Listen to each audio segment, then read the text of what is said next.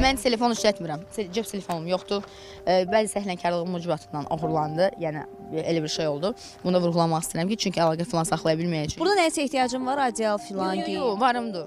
Çox sağ ol, təşəkkür edirəm o barədə. Nəsə lazımdırsa mən sənə kömək edə Lazım bilərəm. olan şeyləri, əsas lazım olan şeyləri, onlar indi yəqin ki, gəlib gedəcəyik siz, biz xanım o birimizi başa düşürük, o ayrı şeydir.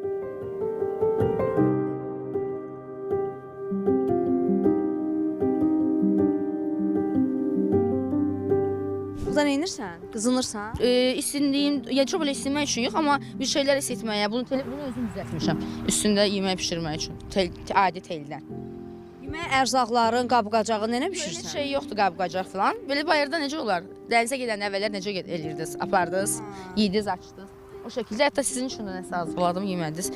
Qoydum ki, ən azından gəlirsiniz, ac olarsınız. Çox xoş oldu. Təşəkkür edirəm gəldiyiniz üçün, təşəkkür edirəm və ikinci çadırımı bilirsiniz də, bundan əlavə də var, mənə pay verə bilər və bugün sizi burada öz kampaniyamızda çadırımda qonaq eləmək istəyə bilərəm ki, əgər yolunuz uzundursa, çox yorulmusunuzsa, qalıb qonağım ola bilərsiniz. Belə qızdan xətrə dəyməyin. Mən bura gələcəm. Yaxşı, havalar biraz isinsin. Sağ ol, görüşərik.